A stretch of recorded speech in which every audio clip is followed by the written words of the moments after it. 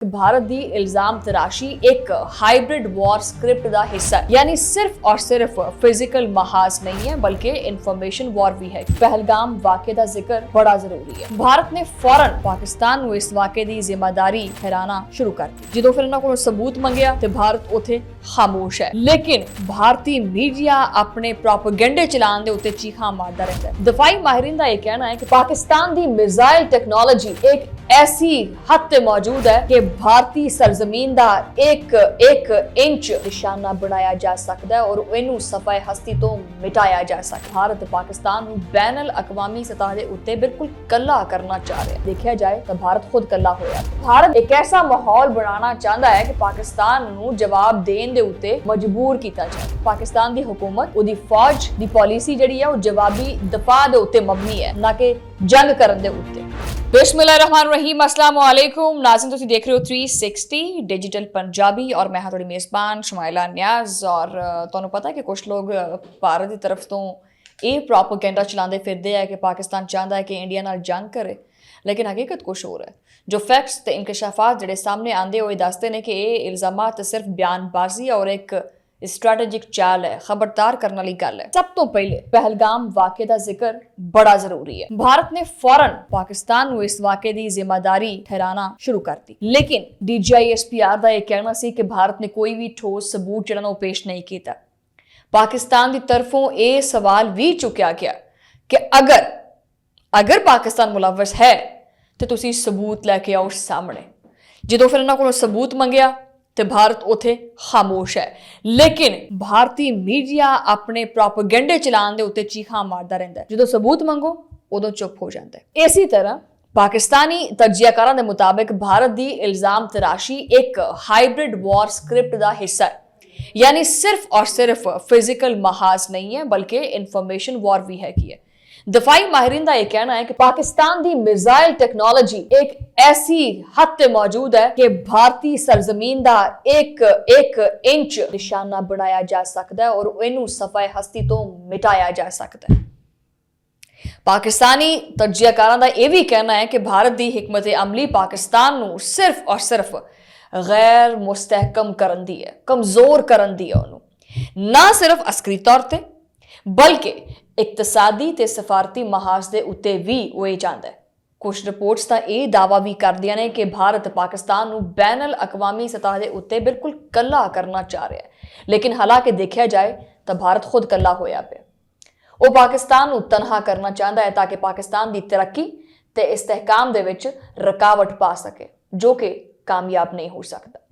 अच्छा, एक होर बहुत वड्डा पहलू है, वो ये है कि भारत पाकिस्तान को जंग की राह अपनाने की बार बार गल करता है, इल्जामात लाता है कि वह खुदकार रद्द-ए-अमल देवे। DGISPR ने खुद ये चीज आखी है कि पाकिस्तान की नीयत जिहड़ी है वो जंग की नहीं है, और मेरे ख्याल से एक अच्छा फैसला होता है, जंग च पहल नहीं करनी चाहिए। लेकिन भारत जिहड़ा है अपने इल्जाम ते प्रोपेगेंडे तो बाज नहीं आता। वो इस तरह का एक फ्रेम बनाना चाहता है कि वो ये भी चाहता है कि पाकिस्तान के खिलाफ असं जहर उगलीए और फिर पाकिस्तान जो ना उस जहर का जवाब सानू किसी जंग की सूरत देवे। लेकिन नहीं, असं अपना दफा करना जानते हैं, लेकिन जंग के पहल करना असं बिल्कुल नहीं चाहते है। दफाई माहिरीन ने यह चीज़ वाजे की है कि एक गलतफहमी नहीं हैगी, बल्कि भारत की एक तवील मुद्दती रिपीट करेंगे, बल्कि भारत की एक तवील मुद्दती यानी बहुत लंबी एक स्ट्रैटेजी है। एक ऐसा माहौल बनाना चाहता है कि पाकिस्तान को जवाब देने के उत्ते मजबूर किया जाए। वही गल जो मैं पहले आखी है कि पाकिस्तान को जानबूझ के इतना इश्तियाल दिलाना या गुस्सा दिलाना कि पाकिस्तान कोई ना कोई फैसला करके तो पाकिस्तान जो ना वो भारत के उत्ते हमला करते। तो ये पता है कि पाकिस्तान की मिसाइल रेंज जिहड़ी है, दफाई तैयारी जिहड़ी है, उसकी इस्तादाद बड़ी बढ़ चुकी हुई है। सिर्फ ऐसी चीज़ की फिक्र है भारत को जो उन्होंने खांदी है। मैं तो नहीं है कि बल्कि इस तरह करते हैं कि एक जंग ला के ना इन्हों दस ही देना चाहिए कि लो बई हैं ठुके पे ने सारे के सारे। अच्छा, एक होर जाविया यह भी है कि भारत पाकिस्तान को मुहासरा करना चाहता है। कुछ तजिए ये भी दसते हैं कि भारत की जी नज़रां ने वो सिर्फ पाकिस्तान के उत्ते नहीं हैगियां बल्कि खिते को नुकसान पहुँचाने के उत्ते भी हैगियां ने। पाकिस्तान की तरक्की भारत को रास नहीं है, ਪਾਕਿਸਤਾਨ ਸਫਾਰਤੀ ਮਹਾਜ਼ ਦੇ ਉੱਤੇ ਜਾਵੇ, ਉਹ ਭਾਰਤ ਨੂੰ ਜਿਹੜਾ ਉਹ ਬਰਦਾਸ਼ਤ ਨਹੀਂ ਹੈਗਾ। ਮਤਲਬ ਹਰ ਲਿਹਾਜ਼ ਨਾਲ ਪਾਕਿਸਤਾਨ ਦੇ ਨਾਲ ਮਸਲਾ ਹੈ ਭਾਰਤ। ਲਿਹਾਜ਼ਾ ਜਿਹੜੇ ਇਹਨਾਂ ਦੇ ਪ੍ਰੋਪਗੈਂਡਾਸ ਨੇ ਨਾ, ਇਹ ਕਦੀ ਵੀ ਕਾਮਯਾਬ ਨਹੀਂ ਹੋਣਗੇ। ਪਿਛਲਾ ਵਲੌਗ ਤੁਸੀਂ ਦੇਖ ਲਿਆ ਹੋਵੇਗਾ ਕਿ ਕਿਸ ਤਰ੍ਹਾਂ ਉਹ ਸਰਬਜੀਤ ਕੌਰ ਹੈ, ਉਹਦੇ ਬਾਰੇ ਚ ਕਿੰਨਾ ਪ੍ਰੋਪਗੈਂਡਾ ਚੱਲ ਰਿਹਾ। ਇਥੋਂ ਇਹਨਾਂ ਦੀ ਜ਼ਿਹਨੀਅਤ ਦਾ ਤੁਸੀਂ ਅੰਦਾਜ਼ਾ ਲਾ ਸਕਦੇ ਹੋ। यूट्यूबर्स हो गए, भारतीय मीडिया हो गया, हर रोज कोई ना कोई ऐसी खबर या ऐसा प्रोपेगेंडा पाकिस्तान के खिलाफ करता रहता है ताकि जंग होवे। लेकिन पाकिस्तान का मौकफ यह है कि ओदी दफाई तैयारी पूरी है, दफाई तैयारी रखता है, लेकिन असी जंग के ख्वाहिशमंद नहीं हैगे, क्योंकि असी अमन नूं फरोग देने, अमन का पैगाम देने।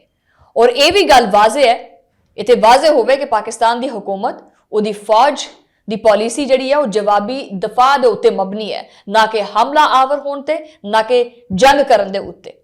ਔਰ ਭਾਰਤ ਦੀ ਤਰਫੋਂ ਮੁਸਲਸਲ ਜਿਹੜੇ ਇਲਜ਼ਾਮਾਤ ਲਾਏ ਜਾਂਦੇ ਆ ਬਗੈਰ ਕਿਸੇ ਸਬੂਤ ਤੋਂ, ਉਹ ਨਾ ਸਿਰਫ ਆਲਮੀ ਸਤਹ ਦੇ ਉੱਤੇ ਪਾਕਿਸਤਾਨ ਦੀ ਪੋਜੀਸ਼ਨ ਨੂੰ ਨੁਕਸਾਨ ਪਹੁੰਚਾਉਣ ਦੀ ਕੋਸ਼ਿਸ਼ ਕਰਦੇ ਆ, ਬਲਕਿ ਅੰਦਰੂਨੀ ਮਹਾਜ਼ ਦੇ ਉੱਤੇ ਵੀ ਪਾਕਿਸਤਾਨ ਦੇ ਵਿੱਚ ਇੱਕ ਜ਼ਿਹਨੀ ਜਿਹੜੀ ਫਿਜ਼ਾ ਹੈ ਉਹ ਪੈਦਾ ਕਰਨ ਦੀ ਵੀ ਇੱਕ ਚਾਲ ਹੁੰਦੀ ਹੈ। ਭਾਰਤ ਦਾ ਕੋਈ ਵੀ ਹਰਬਾ ਜਿਹੜਾ ਨਾ ਉਹ ਕਾਮਯਾਬ ਨਹੀਂ ਹੋਇਆ। ਭਾਰਤ ਨੇ ਚਾਹਿਆ ਕਿ ਆਪਰੇਸ਼ਨ, ਇਹ ਜਿਹੜਾ ਫਾਲਸ ਫਲੈਗ ਆਪਰੇਸ਼ਨ ਸਿੰਦੂਰ ਜਿਹੜਾ ਨਾ ਇਹ ਕਰਕੇ, ਪਹਿਲਗਾਮ ਵਾਕਿਆ ਜਿਹੜਾ ਕਰਕੇ ਉਹ ਪਾਕਿਸਤਾਨ ਦੇ ਉੱਤੇ ਚੜਾਈ ਕਰੇ, ਲੇਕਿਨ ਭਾਰਤ ਨੂੰ ਮੂੰਹ ਦੀ ਖਾਣੀ ਪਈ। ਸਭ ਤੋਂ ਵੱਡਾ ਪੁਆਇੰਟ ਸਿਰਫ ਇਹ ਹੈ ਕਿ ਜਦੋਂ ਦਾ ਇਹ ਵਾਕਿਆ ਹੋਇਆ ਆਪਰੇਸ਼ਨ ਸਿੰਦੂਰ ਤੇ ਬੁਨਿਆਨੁਲ ਮਰਸੂਸ ਦਾ, ਉਸ ਤੋਂ ਬਾਅਦ ਭਾਰਤ ਜਿਹੜਾ ਨਾ ਉਹ ਸਕੂਨ ਨਾਲ ਬੈਠਾ ਨਹੀਂ ਹੈਗਾ। ਇਸ ਤੋਂ ਬਾਅਦ ਭਾਰਤੀ ਜਿਹੜਾ ਪਾਕਿਸਤਾਨ ਮੁਖਾਲਿਫ ਪ੍ਰੋਪਗੈਂਡਾ ਹੈ ਉਹ ਮੁਸਲਸਲ ਤੇਜ਼ੀ ਨਾਲ ਵਧਦਾ ਜਾ ਰਿਹਾ ਹੈ। ਯਾਨੀ ਹੁਣ ਖੁਦਾ ਨਾ ਕਰੇ, ਅੱਲਾ ਨਾ ਕਰੇ कैसा ਹੋਵੇ ਵੈਸੇ, ਲੇਕਿਨ ਭਾਰਤ ਦੀ ਇਹ ਮੁਕੰਮਲ ਤੌਰ ਤੇ ਕੋਸ਼ਿਸ਼ ਹੈ ਕਿ ਕੋਈ ਨਾ ਕੋਈ ਬਹਾਨਾ ਕਰਕੇ ਪਾਕਿਸਤਾਨ ਦੇ ਉੱਤੇ ਚੜਾਈ ਕੀਤੀ ਜਾਵੇ। ਲੇਕਿਨ ਇਹ ਇੰਡੀਆ ਦੀ ਬਹੁਤ ਵੱਡੀ ਪੁੱਲ ਹੈ। ਹੁਣ ਪਹਿਲੇ ਨਾਲੋਂ ਜ਼ਿਆਦਾ ਨੁਕਸਾਨ ਚੁੱਕਣਾ ਪਏਗਾ, क्योंकि भारत ना सिर्फ बाहरों बल्कि अंदरों भी खोखला होंदा जा रहा है। अंदर खाते भी भारत विच बहुत सारे मसाइल पैदा होंदे जा रहे हैं। सो लिहाजा मजीद वड्डे वड्डे मसाइल अपने वास्ते खड़े ना करो, बेहतर होएगा। मैं हजे भी तुहानू वार्न करदी हां कि बच जो बच जो बच जो, नहीं तां दाड़ थले आके सी भी नहीं करनी तुसी। मुलाकात होएगी अगले वीलॉग दे विच, उदों लई अल्लाह ने के पास।